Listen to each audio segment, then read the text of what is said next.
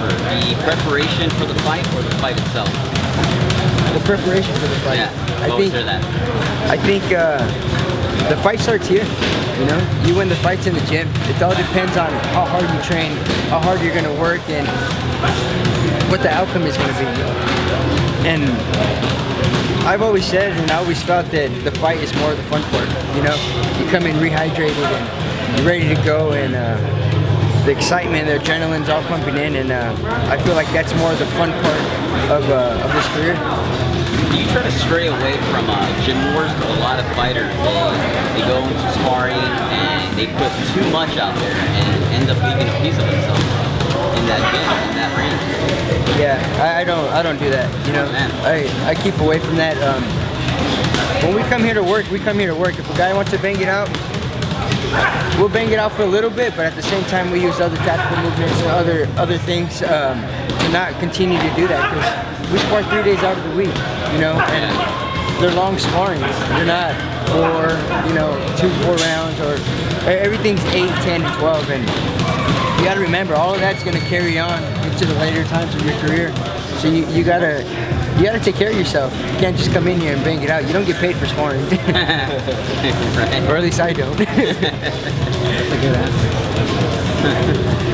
No, because I remember fighters such as Terry Norris would have gym wars, and the Bronx Gym in Detroit was known for that. And from what I heard, you know, is a lot of fighters would leave a piece of themselves inside that ring and weren't able to, you know, perform at the highest level as a professional because they got into these wars and sparring, which you shouldn't. It's like Floyd's gym. They have the doghouse, you know? Everybody goes in there and they just beat the crap out of each other. Yeah. It's like they have something to prove. Yeah, it's like Floyd, maybe. It's like, what are you trying to prove? You know, you're sparring a teammate. Yeah. You know, you guys are supposed to be helping each other instead of trying to make it into a fight.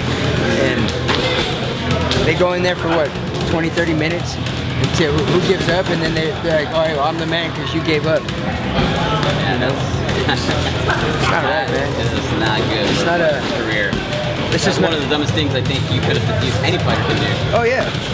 I mean, because you never know. You could be sparring a guy who gets hurt, and then he comes back and hits you when you're not looking, you know, goes to the corner and maybe cracks you or something. And yeah, and from what we saw in the videos, I think we saw guys that were heavier by like 30, 40 pounds. Oh, yeah.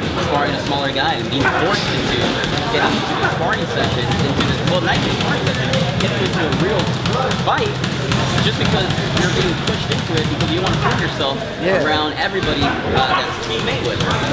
You don't gotta push nothing, you know. Yeah. I don't care if that ever happened with me. They can call me whatever they want to call me, but I'm not gonna be the dumb one later on down the road, you know. But in that gym, it's all about who has the bigger balls and who's gonna, you know, carry along more, and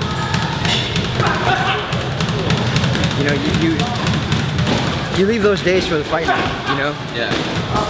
It's not like you're gonna fight your teammate and be like, you know, you're getting ready for your teammate. You're getting ready to fight a different guy, and you know, why are you doing that kind of stuff? That's so true, man.